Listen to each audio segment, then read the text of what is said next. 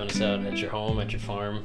I think that's important for people to kind of get on your home turf to see, the idea is for people to get a better idea for you and everything for your candidacy, but who you are, and spend some time so people can see and hear from you for more than 2 minutes at a time. So whatever we'll talk about whatever you'd like to say, this your time. Well, I appreciate you having me and what you're doing to get the word out on the candidates and helping the community as a whole, because a lot of times it's hard for all candidates to get the word out, so I appreciate that. But my name is Jeff Gregory. I'm a native of Cleveland County, originally from Kings Mountain. I'm a decorated veteran. I'll tell you a little bit about my history. Served on the first Space Shuttle support team, served in Okinawa, New Mexico in the Air Force. My dad served in Korea. Grandfather served in France. My great-great-great-grandfather was Brigadier General Isaac Gregory in the American Revolutionary War. Wow. I encourage everybody to take a read on him. It's a good read. My son's a captain at 10th Mountain Division, who I'm very proud of. He's serving our country today. I believe in God, family, and country. I believe that today that the Constitution is being ignored. There's two things, in my opinion, that a congressman should do and have to do before making any law or being involved. One thing is it constitutional? You cannot prove something if it's not constitutional, which is being ignored a lot. The other thing is, can the people afford it? Well, today the Constitution is being ignored, and we all know that they're voting and giving our money away on things that the people can't afford. And what the problem is, we keep sending people to D.C. that's not supporting the Constitution. This Constitution, our forefathers gave us to help against tyranny and what's going on today. And this is not worth anything unless you send the right people to D.C. to defend it and protect it. Which once they do that, then they're protecting and defending the people of the United States also. So my thing is, we have to look at primaries. People don't realize primaries are very important. And the reason is because once you get to the general election, all you have is that candidate. In the primary, you have a chance to vote out rhinos, stop the opportunists and the career politicians. So we have an opportunity now. So it starts right now in the primary to do our duty, go to the primary, put the right people at the general election. Because if you don't, if a rhino gets to the general election, then the Democrats are like, win-win situation. We either get our liberal communist or we get the rhino. Right. And that's what's been happening. People aren't excited about, maybe, right? Yep. So that's what's been happening now. So we've got to make sure, and we have judges nowadays that are ruling on making law instead of ruling on law. So in other words, they're up there making law instead of ruling on law. And the thing is, why is that like that? It's because this means nothing. But this is everything. These two documents here are the ones you better read, cherish, and defend, because this is what they're coming after. This is divine word. This is divine intervention. Today, do you think we get enough people together to even ratify something like this? There's no way. Yeah. Too much greed. And when did it become okay to do business with a communist country? It's not. Yeah. We give China favored nation status. There's only one reason for that, and it's greed and money. But what it's done is it's brought the enemy within, and it's helping destroy our country. It's the favored nation of whoever made that rule, right? Whoever made that rule. And I'll tell you this little story right quick. 1979, I'm serving in Okinawa, Japan. Large aircraft lands in the United States of America. Well, in Okinawa, usually when an aircraft lands, it's a military aircraft. So they said, Gregory, take your crew out there and work the plane. So I got there and I started thinking, what's going on? So it was a bunch of, they called themselves dignitaries. I call them representatives. In the United States, we don't have dignitaries. Yeah. You want to be a representative, fine, but you're not above anybody. So I went out there and I watched it and I started checking into it, and it was going to China to open up commerce, business. You had your Secretary of Commerce, your Postmaster General. Well, back then, China, you remember China at one time didn't want to be a part of the world. They said, leave us alone, let us be isolated. Yeah. Leave us. Well, then they realized we can still be against humanity and have capitalist money. Right. And that's what we've allowed. Yeah. So what they did was they went over there, and guess what? 3 months later, Jimmy Carter sent an order to us. Close Taipei, Taiwan down. Why? China hates Taiwan. Right. Now, do I know that for sure? Well, I don't have anything to prove it, but I can tell you I was there. Yeah. So my point is, it all starts with money flow. Well, right after that, 1980, we started getting our pharmaceuticals from China. Now we get 80% of pharmaceuticals, 97% of antibiotics from China. When can you let a communist country decide what your food is, what your medical is, and your pharmaceuticals? It has to be all about money. Now, that was 40 years ago. Yeah. You see? And that's what it took. Yeah. Well, it's the same thing with what's going on with your health care. Well, first of all, everybody says, what you going to do about health care? Well, first of all, it goes back to jobs. If you have a good job, usually they have benefits, health care and so forth. So I'm not sure if they're not wanting people to have to be dependent on the government. So what we have to do is get back to make it where it's an environment for people to create jobs here, instead of saying, "Whoa, we got Vietnam bringing jobs in here." Well, let's make an environment where Americans can create jobs. And years ago, I even advocated in 2010 to close the border for 5 years. Now, I'm not talking about commerce. I'm talking about until we get this mess straight on illegals coming through. Well, Congressman Henry voted in 2018 with Pelosi to pass amnesty with citizenship for 1.8 million illegal immigrants. That's the person you got up there. Then is he looking out for his district? No, because you know what? I've seen the devastation in this district. I've seen where all the jobs left. And not only that, but when a textile job or a furniture job left, everybody says, oh, well, they're not great paying jobs. They put food on the table. And they made people have a sense of dignity. You take somebody's job away, they a lot of times lose their dignity or their worth. And it's self-sufficiency of the area, the state, the country, right? We make what we use and things like that. But when that job left, it probably took at least 5 with them. You know why? Oh, right. Think about the truck drivers. Think about the people doing supplies. It's all a circle. You know, if you've ever been in a business class, it's a circle. You know, this business goes here, and it all becomes intertwined. So how do we? So 40 years of that. How do we fix it? You talked about getting, instead of adding laws, getting rid of them. Is that the idea? Kind of rewind as best as possible. Yeah, right. First of all, NAFTA could have been repealed. If you go, I researched it.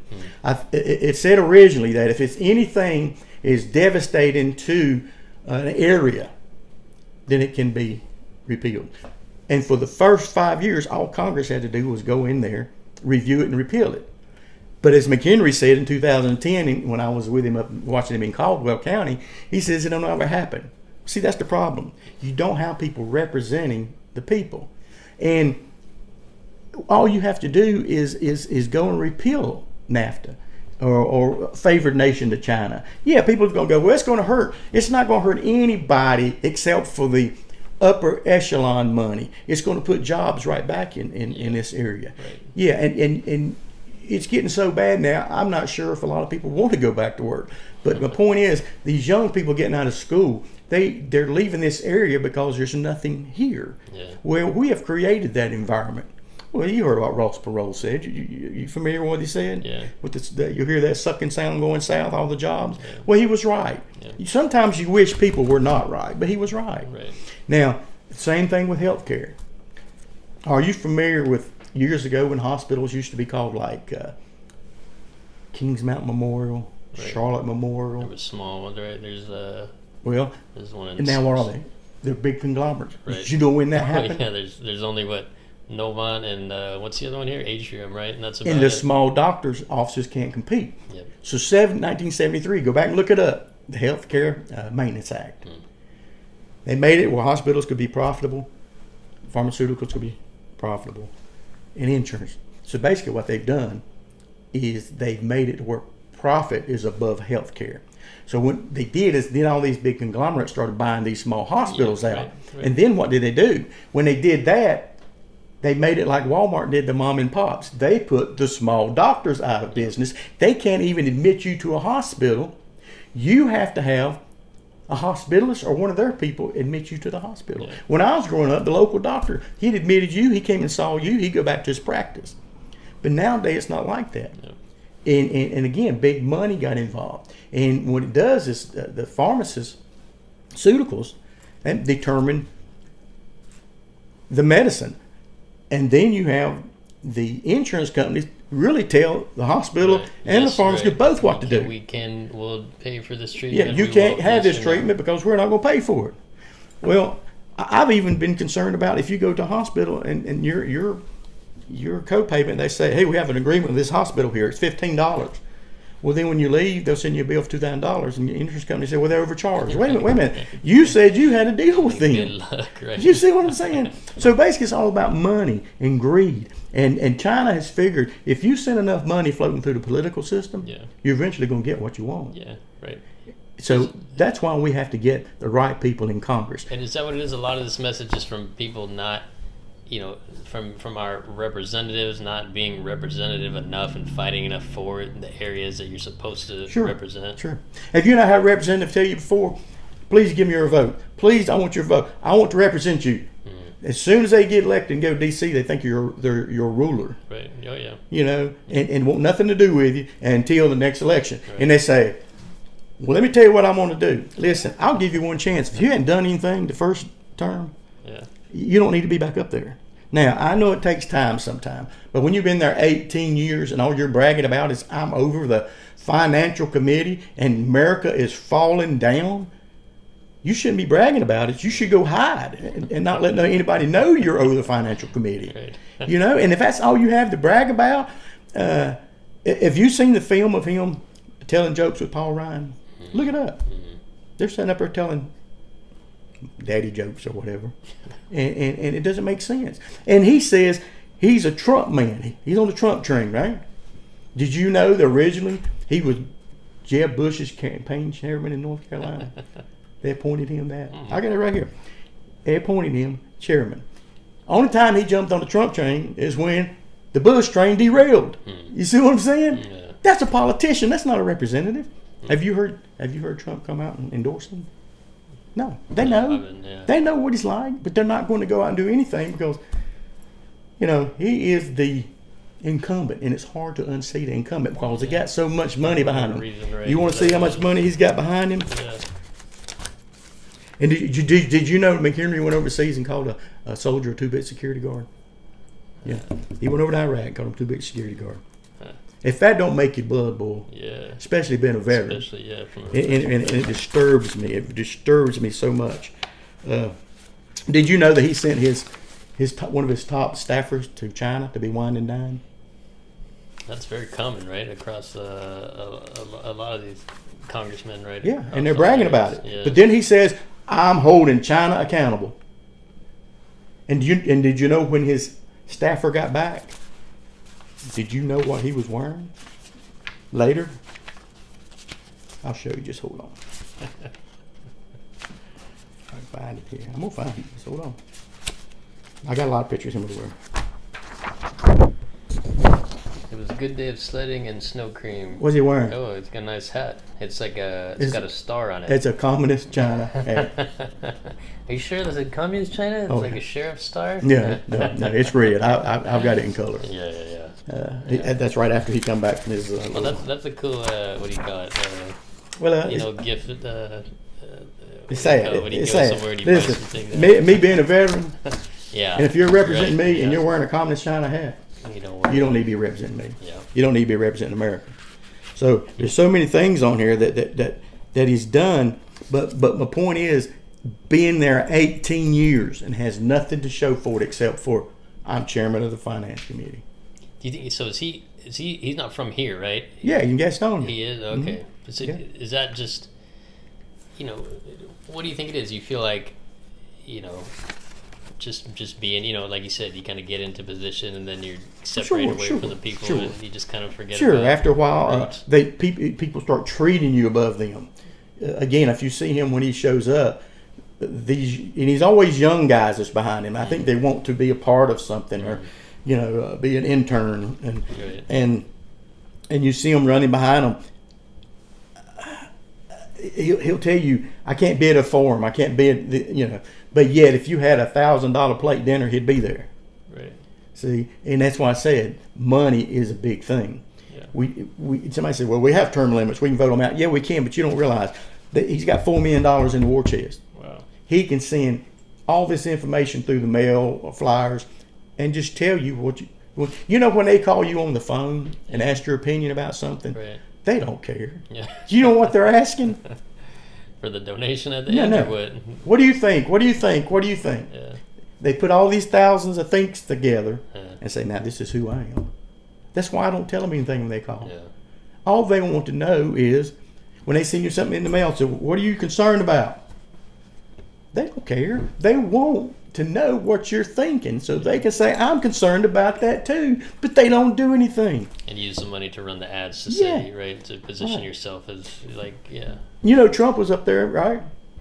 Did we not have the House and the Senate? Name one person that tried to help him. Who tried to help? Our own party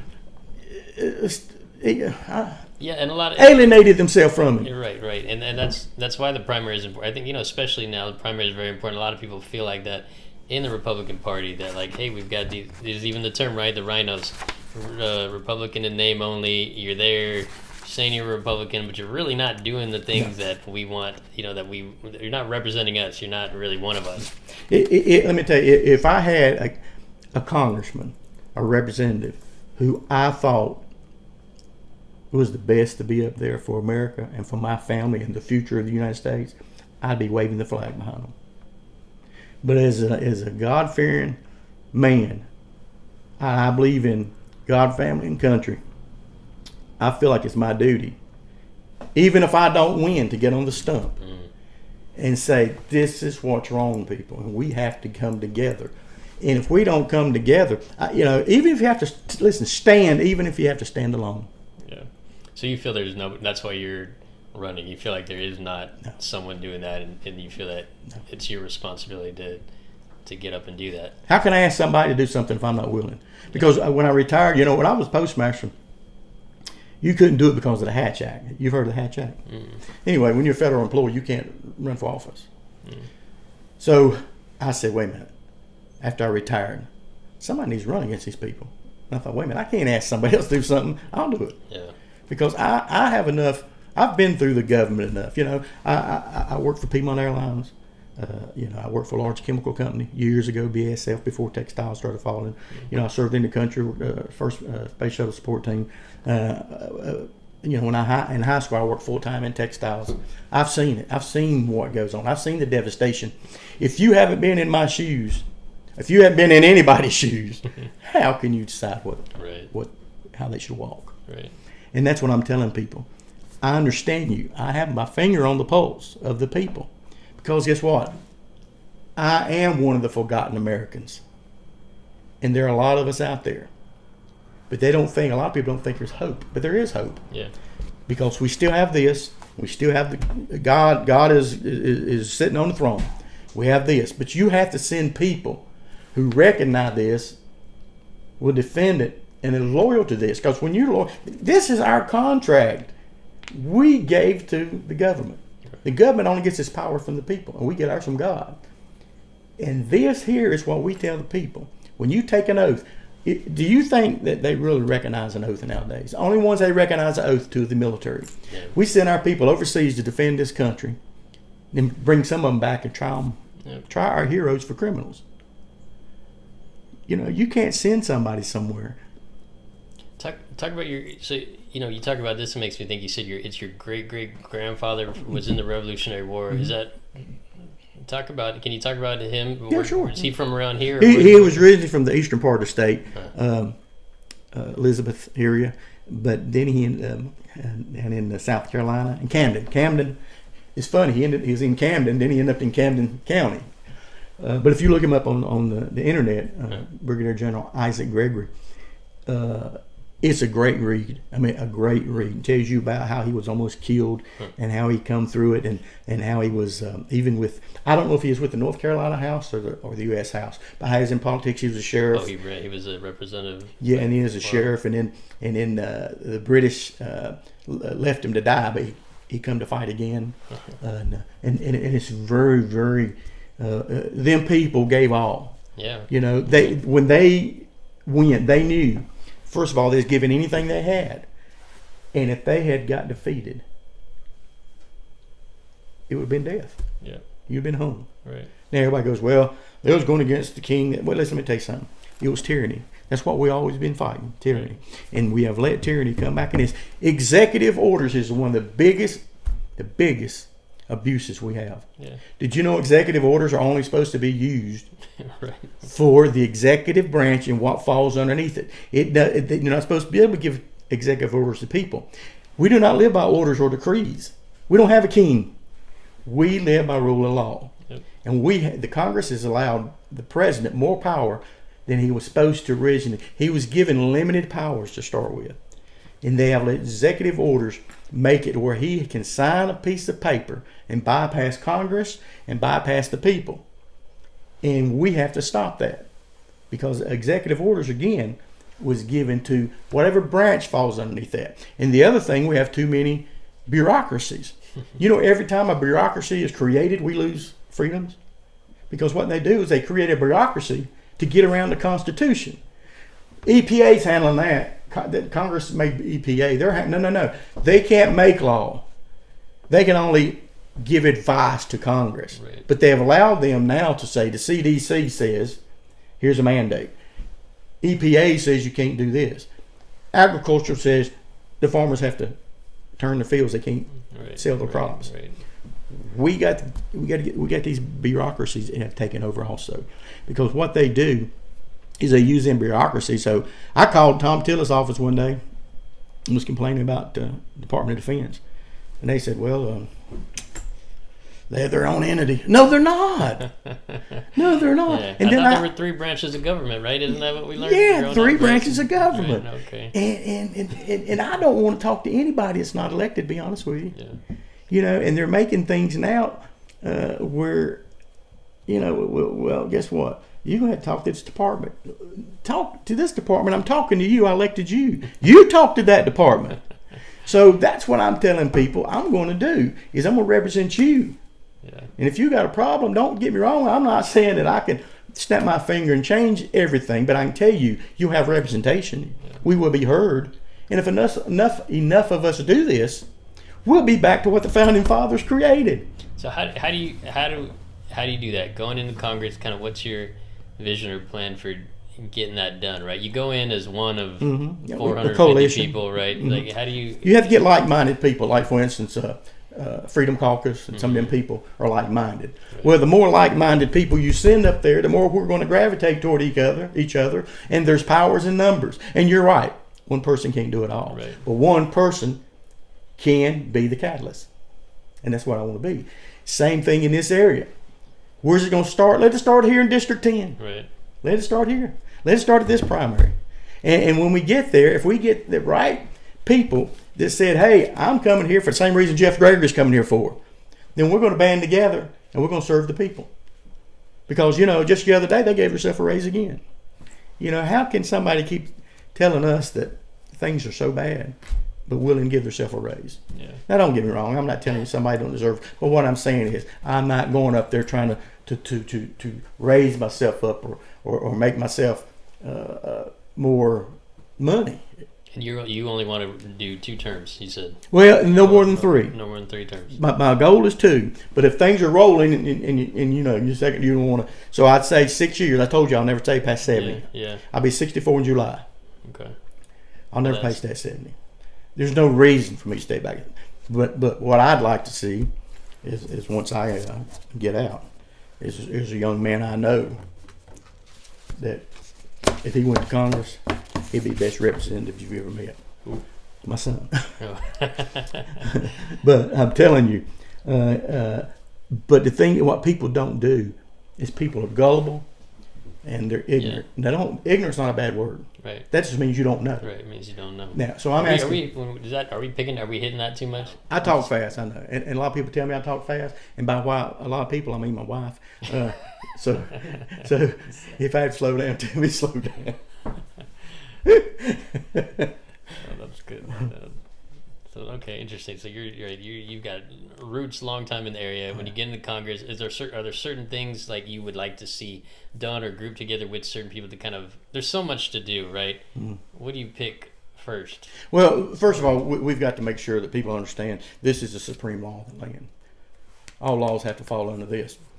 The next thing you have to do is we have to categorize and start defeating the enemy within. And what I mean by the enemy within is the things that they have brought into, like we have to have a sovereign nation. We have to have control of our borders. Yeah. We have to have fair trade practices. Again, giving someone favored nation status, especially a communist country, it has to be repealed. There's no way. Now, China get upset. You know what? I don't care if they get upset. Matter of fact, they can go right back to being an isolated country like they always were. Because again, in 1979, we've made them what they are. They didn't have anything but wood plowshares back then. So, and now, not only are they become ungrateful to what we did for them, but they have tried now to push us out. Now, we'll have to stop communist countries from buying property in this country. That happens a lot, right? People don't Lord, yeah. They not only own a lot of farms, they own Smithfield, they own Volvo, they own AMC theaters. There's no way a communist country should be in a Christian constitutional country buying property and land. Right. But it's the money that we give them by buying stuff, right? Sure. With our own money. The retirement accounts and everything, that's what they use. Exactly right. right. So, yeah. See, when their money goes to China, the government controls it. Right. When it comes here as a capitalist society, it's supposed to be distributed from the people who own the businesses to the workers, to the manufacturers, to the businesses. They do what they want to do. Right. So if they want to send $3 billion somewhere, then they'll send $3 billion somewhere. The other thing is we're so infiltrated with spies from these countries. We've got to look at these FBI. We've got to look at these organizations, and we got to start purging people. You know, the thing is nobody in the government now gets investigated for anything. Yep, that's true. They get protected. It's like it become a protected agency. Yep. And when you question them, then they're going to put the light on you and say, well, I mean, even a school board, they go to the local school boards, and if a parent complains, the FBI gets involved. Yeah. Says that you may be possibly a terrorist. When did becoming a patriot become a terrorist? No, you're a terrorist to the enemy within because you want them out of there. And the thing is, we have to start looking at who is in. Listen, MacArthur, right, and Patton are all right. You know, yeah. I mean, really. Yeah. If you look at it, they were all right. Well, they either tried, when you go after the enemy, they either try to make you look like, label you as crazy, or a terrorist, right, or against the government. And where in reality, you're trying to purge it and let goodness grow out of the government. Right. Well, nowadays it's you're racist or you're whatever, right? So how do you deal with that with like the media, right? That's the big thing you have to deal with in Congress. I've already dealt with it a little bit. I told somebody one day, I said, listen, here's the way I really believe it. You know, I was in the federal government a long time. I've dealt with a lot of this stuff. The person that hollers racism all the time is the true racist. Right. I think people are getting smart. Yeah, they are. You know. Right. And that, it's like I told one lady one day. She said, "What law are you going to get to stop racism?" I said, "First of all, have you looked? Do you know how many laws we have that somebody can file something? And if you're being done wrong, all power to you. I want that law behind you." But the problem is, everybody don't get what they want now. Wants to blame somebody. They don't want to be accountable for their actions. And they think they can get out here and destroy statues, march, burn. Right. Well, they can because nobody does anything to them. Yep. Now, if you're a sanctuary city, you're breaking the law. That official should be arrested for breaking the law. You know, if you fail to did you know in this Constitution here it says in North Carolina, before you can be elected, or you have to recognize there is a God. How many people you think have recognized that? Did you know it says in North Carolina that in the schools, religion should be in school? You bring that up now, people look at you like, oh my God, who do you think you are? Listen, whether we like it or not, this is what formed our country. Right, and so got us to where we are, right? And so then people aren't educated about it nowadays. They don't really teach. No. You know, I went through the public schools. They didn't really teach. I don't remember teaching much civics, well, they did me. You know, they did me, and that's why I'm probably the way I am, because we had Bible in school. Yeah. We had Bible classes. Right. You know, and don't say anybody says, "Oh, we did." We had shotguns hanging on the back of our windows. You know, there's two things we usually had: our rifle hanging up and a CB radio. Because back then we didn't have anything but CB radio. But nobody thought. Why? Because they were taught. Yeah. They were held accountable. Don't nowadays they want to blame somebody else. Mm-hmm. It's society. No, it's not society. It's you. And I remember one time Reagan said they was asking him to negotiate out in California one time. You know, California one time was very conservative. And they asked him, well, why don't you negotiate them? He said, negotiate them for what? They're the ones breaking the law. See, that's what you got to do. Who is breaking the law? We live by rule of law. And if we don't do that, then society can't survive. And if people aren't interested, right? For example, like the primaries, right? And people are not interested. And I feel like people are getting to a lot of people because you start feeling the pain of different things that are happening, and people are seeing that like, wow, these things are getting really bad in the schools. The gas is really high. The economy is really bad. You have all these dangers. Then people start getting a little interested, right? And they kind of want to hear, okay, well, who's our candidates for for this district? Who's going to go represent us? What's going on here? And you're correct, but again, the problem is in the past, what was the percentage, like 4, 5, 6% in primary? Yeah. But here's what I'm trying to get out to people. I am a Republican. And Republican is the party of freedom. But I'm asking all the unaffiliated, please come out and vote. And ask for a Republican ballot. Vote for Jeff Gregory. Because they can vote in the primary. But they feel like they're left out. That's why they're unaffiliated. Right. And they're growing. I like to bring them into the fold and show them. That's smart. That's a smart idea. So in North Carolina, if you're unaffiliated, you can vote in the primary. You just have to ask for what ballot you want. Mm-hmm. Yeah. And I'm sure if you, I don't know how much I'm sure, but I think if you ask for the Democrat, that's what you'll get in the general election. So ask for the Republican ballot and vote for me so you can vote in the, in the general election. Because what happens, a lot of people, I've heard this in the past. I'll wait to general election. It's too late, people. Right. It's too late. Right. You know, you have to go and support. I was up in a county the other day and they was talking about this guy running for sheriff, and I stood up and told him, if you believe in this guy, then go support him in the primary. And people look at you like, okay, I might do that. No, go. You have to go to the primary. That's when your party decides we want to send the right man. When's the primary? May? It starts April the 28th and goes through May the 17th. Okay, so it's about 3 weeks. Yeah. You've got... And beyond, 2 weeks early voting, that's wrong. Right. That's too much. It gives too much time for crookedness and everything to be involved. Yeah. There's the reason they put the Tuesday in there. And but there's so many, like I said, nowadays so many people.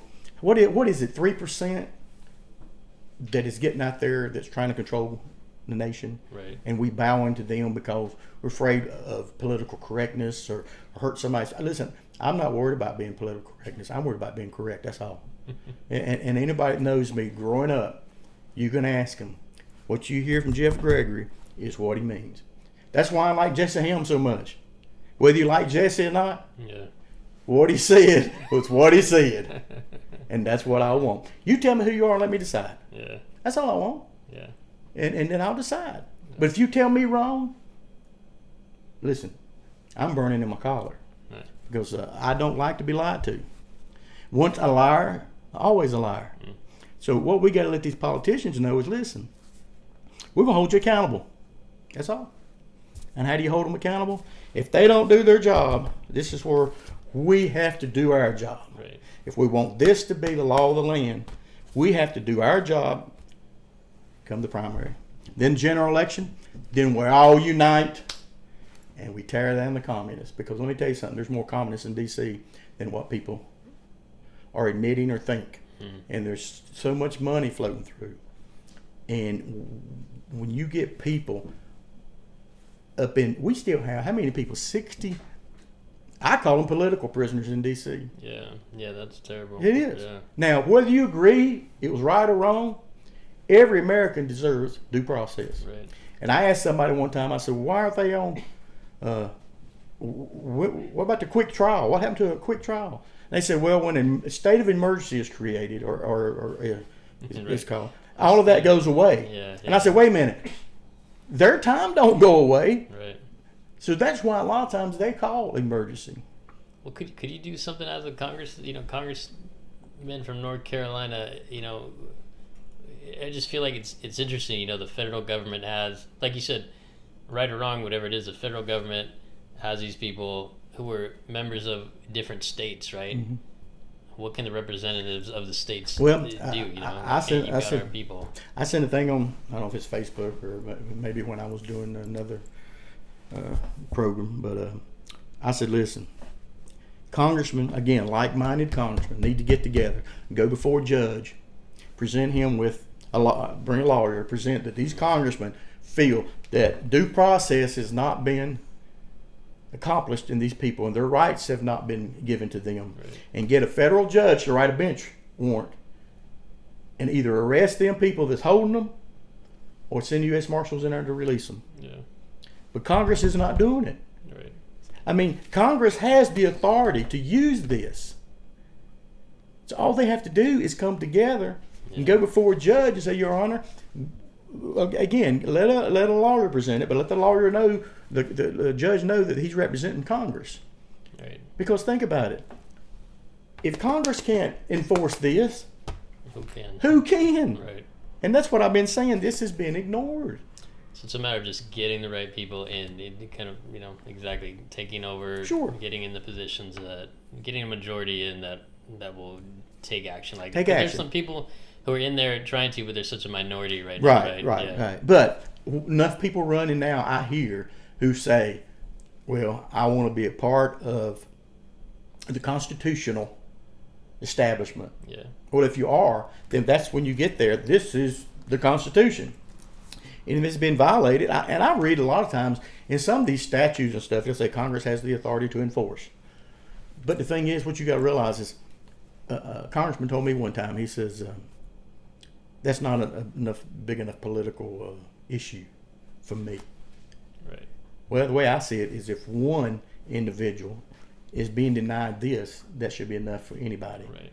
Because a man told me a long time ago, Jeff, what they do to me, they can do to you. Yep. See, and people don't understand that. It's like when you see somebody out here on the street or somewhere they're holding a sign up protesting their constitutional rights has been, guess what?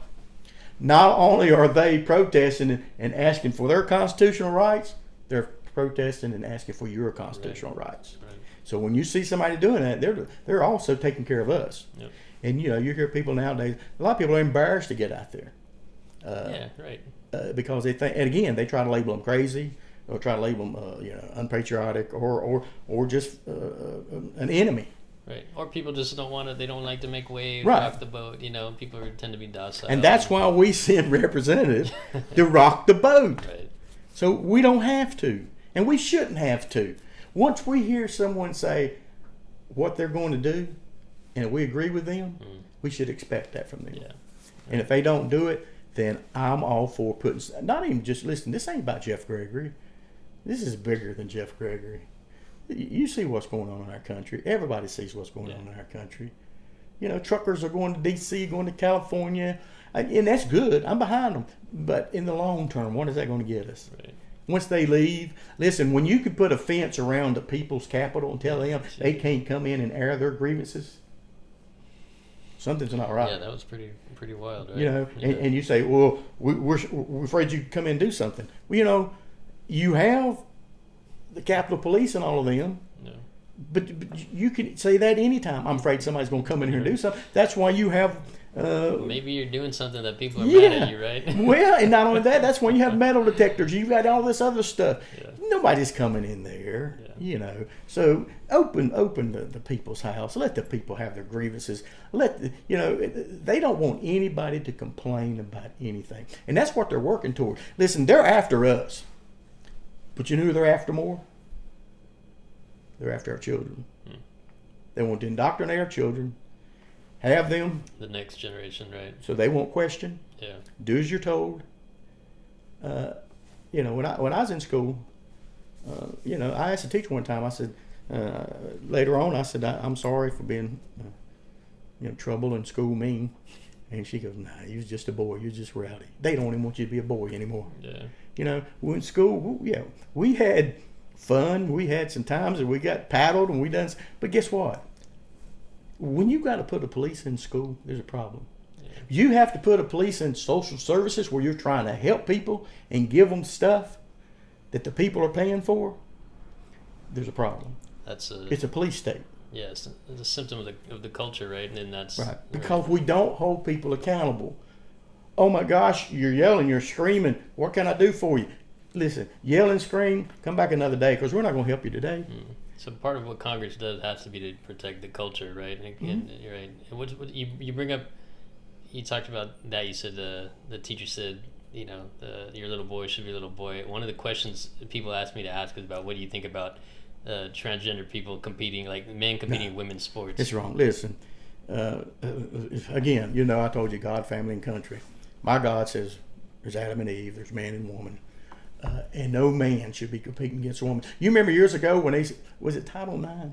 Yeah. Title IX, that they said girls need to have their sports. Sport, right. One down there running it. They're saying Title IX is worthless. Let's let anybody play. We wouldn't let them come into the boys. Right. Now we're letting a boy who, most of them, I don't even think they're a girl. I think they just saying, hey, I want to get out there and compete and get a trophy. Look at me. You know what I mean? There was an interview with what's his name, Caitlyn Jenner, right? Oh, yeah. And he was saying that making that point, like, I think this guy just wants to compete. I think so. I don't know, but that was Listen, funny. I don't even believe in transgender. I don't. Yeah. The people that do that, years ago people said they had issues, but the thing is, accept who you are. Yeah. You know what I mean? And if you don't like who you are, you can have an operation, do whatever you want to do. That's you. But the people shouldn't have to be paying for none of that stuff. Yeah. Just like abortion. I'm against abortion. Life begins at conception, the way I believe it. If you want an abortion, I don't believe you should have it. I think it's wrong. But if you do, people shouldn't have to pay for it. Yeah. You shouldn't make people go against. If you don't want to bake a cake because you don't agree with whatever they're doing, that's you. That's your business. Nobody should be forced to go against their religion. Just like these people in the military trying to make them get a jab. You go overseas and fight to protect other people's religion. Nobody should be forced to go against their religion at all. They didn't make Muhammad Ali join the service, did they? Yeah. So you see what the point is? Point is, you can't have it one way one day and another day another day. You have to stick with the rules. And there's a reason you have religious preference or a way to get into what is it they called? Exemptions, original religious exemptions. Right. And as far as transgender and all that other stuff, I'm not sure why these people are that way, but it's wrong to think that they should compete against, especially a girl. Yeah. Because we all know, you see my thing on Facebook the other day. I said, men, do not let people tell you it's wrong to be masculine. It's our duty and our job to protect our family, and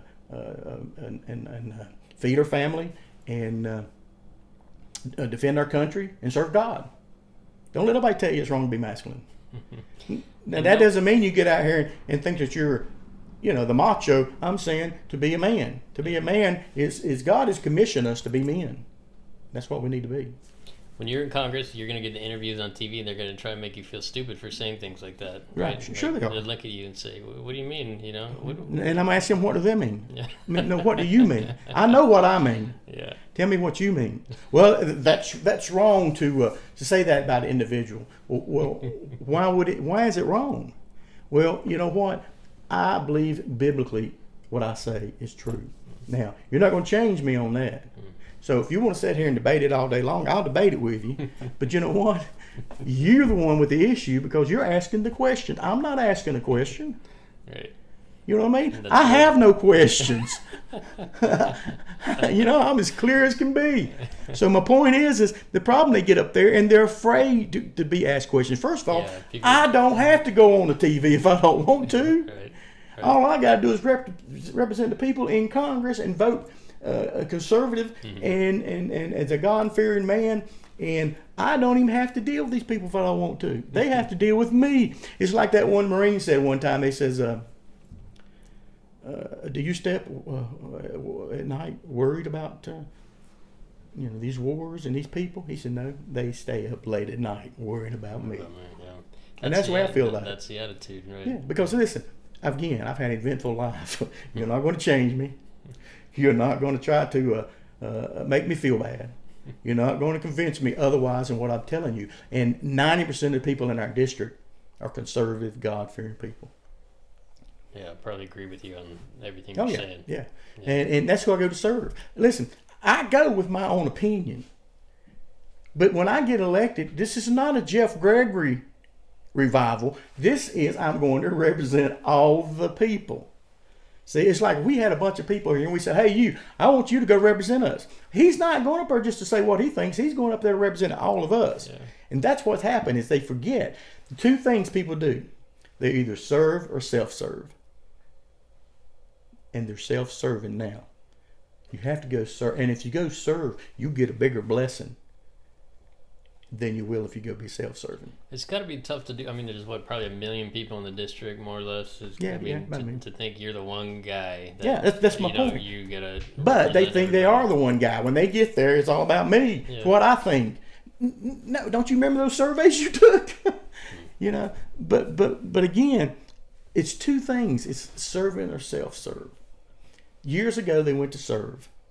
I told you one time that when it first started, Congress had their own farms, they had their own businesses. They went up there part-time when it was in session. And when they made a rule or a law, it affected their farm, their business. Right. That's what it's supposed to be. You're supposed to be sure. the representative of North Carolina going to the federal, Right. Government. But that was part-time, see? Yeah. They made themselves full-time. Yeah. They don't have to worry about their farm, their business. It's about the money flow. Yeah. And, listen.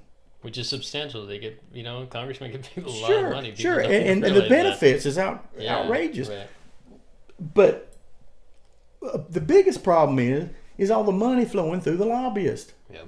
I just showed you here, McHenry is over the Finance Committee.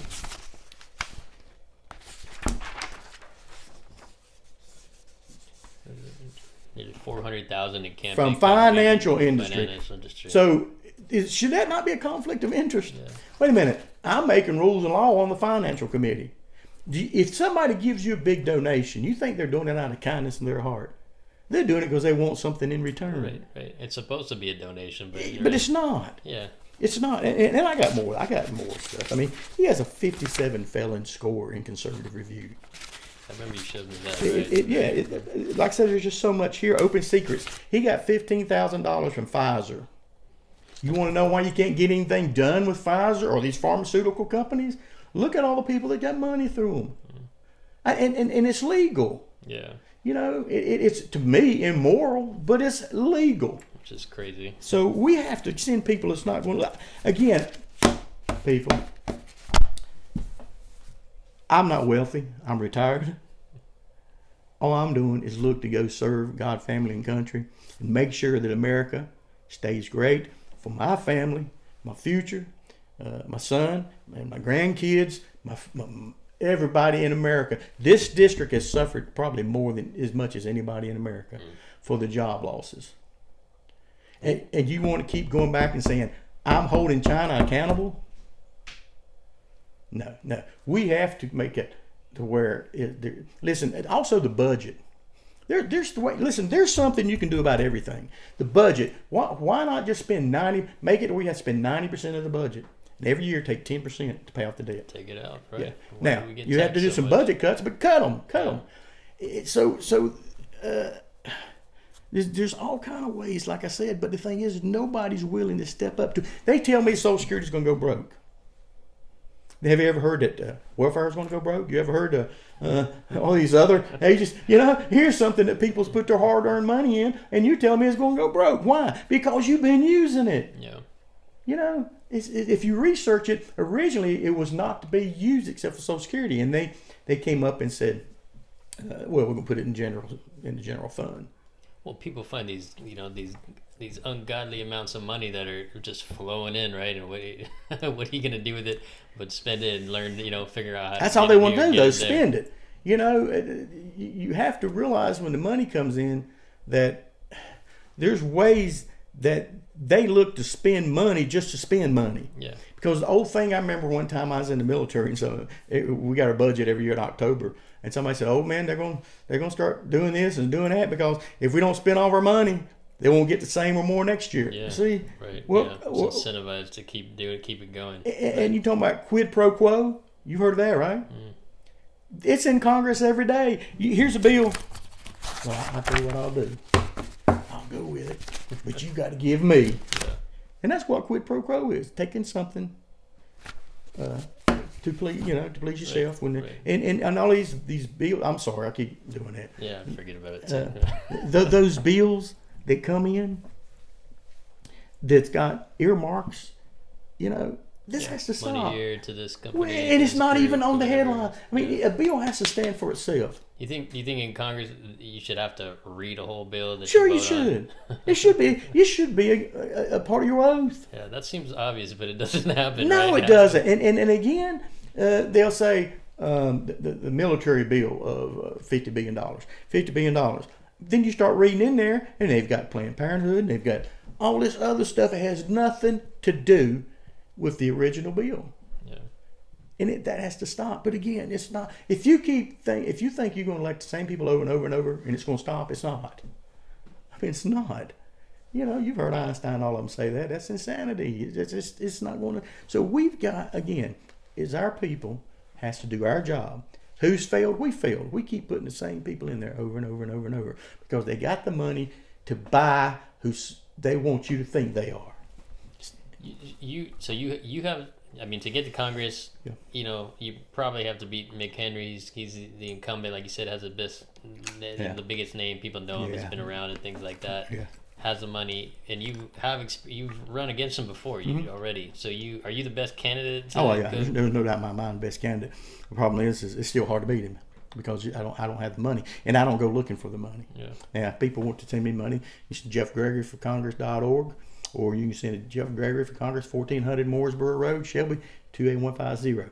But I'm not going out there presenting myself. Now I go to forums. I got a agricultural forum coming up, and I've got one in Hickory coming up, and I speak. And if you go to Facebook, I mean, I get a lot of people supporting me. But are they going to vote? Yeah. See, that's the problem. That's what you need, the voters. Yeah, Right? yeah. I told you the time I ran against him before, and we were neck and neck, and they changed the district. Judge threw the district out and said it was unconstitutional. So they had the big election. They counted everybody's votes but Congress. Now the people voted, but they wouldn't let them count them. He threw it out and said, "No, we'll have another election in June, just for Congress." But they didn't advertise it. Yeah. We had 2% show up, I think. People weren't tuned in, and then No, and then didn't all show my up. friends, Jeff, I voted for you. When? Well, back in March, I know. But guess what? They didn't count your vote. And they were mad. What do you mean they didn't count my vote? Well, how does judge have authority to stop an election that's already happened? I don't know. But he did. Yeah. And then we had the runoff in June. I told my wife, I said, we're dead in the water. There's no reason to even me get out and start jumping up and down, Yeah. So that's what's wrong part of this nation too, is judges are making, just like the judges changed the district here. I've been through 4 districts here. You know that? Well, it's because the legislator doesn't Yeah. override them, right? They Right, don't do but anything about it. the Constitution says that the legislation has the law, and the right to make the districts. Right. Now, if you don't like it, tell them to redo it. But when it gets down to too close to the election, you need to tell them we're going to let it go. But next election, you got now for 2 years, because nowhere does it say that the court has the authority to make the districts, and they brought in their own group and made districts. When you ran, that was like 10 years ago? Oh, no, listen. Yeah, 6 years ago, I think. 6 years? Okay. So you were you said neck and neck Yeah, in the primary with McHenry, as that was back then, and Yeah. people are even more tuned in now and kind Yeah, of. but it's different counties. It was. You think it's really different? Is that a different, different counties where they really different, different interests? And Oh stuff? no, it's just I was known. It's in Gaston County. I was known very well. Cleveland County, known very well. Rutherford County, known. Then they switched it, and it just went Lincoln County and all over. And but you got to realize they won't run against each other. If you look at the districts, how they draw them, you ever noticed it? Go back and look at the district way up in the mountains, up in Watauga County, where they drew that one, and where the congressman lives. They got the little dot right there in Watauga County. The rest of it is another district. You know what I'm saying? Yeah. Yeah, and then of course Cawthorn come down here and said he's going to run against Tim Moore. Yeah. That was some kind of, I don't know what that was. It's some kind of crazy deal. But once he he got the new district drawn, and he wasn't. Then he went back up through there, you know. Yeah. And of course, it may have been because I was advertising a lot where he voted for red flag gun laws and all this stuff. Right. Yeah. But my point is, listen, I don't owe anyone anything except for my country. You know, and I feel like my family has done enough to where we have served this country. But the thing is, I took an oath, and that oath never ends. It didn't say, Jeff, take this oath, and 4 years from now, when you're discharged, you're right. Set. No, thank you, right? When you take that oath, it never ends. But I got a bigger oath right here. You know, and one day I'm have to answer, did you take a stand? You know, and it's what we're doing now. That's what you're doing. Yep. That's what you're doing. That's what he's doing. Yep. We have to take a stand. And I promise you this. When I get to D.C., what I told you is the gospel. I will not change. And the people up there, I'm hoping, will elect. And look what Virginia did.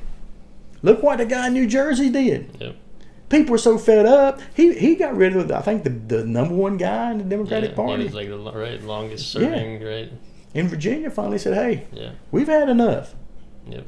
And then they kicked them out. We got to do that in North Carolina. But the problem in North Carolina is it's money flow, people. Money. Oh, yeah. And I'm asking the people today, think deep, think hard, think for the future, think for God, family, and country. Because guess what? I'm 64, but there's a future out there that I want to leave for your kids and everybody else's kids to where we can say we did best by them. Because it's, you know, I've had an eventful life, you know what I mean? And I hope I live to be 100.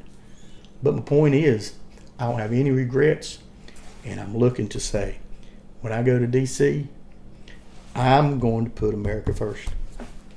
If people want to, I feel like one of the reasons people don't vote in the primaries or vote at all, sometimes they almost don't know how. Can they just go to your website and call you, and you'll even tell them how to do it and everything like that? Because it's complicated for some people. Yeah, it is. And some people don't feel like, well, you know, all you got to do is go up to the Board of Election, or you can go online. But yeah, give me a call, text me, email me, whatever, and I'll lead you to what you have to do.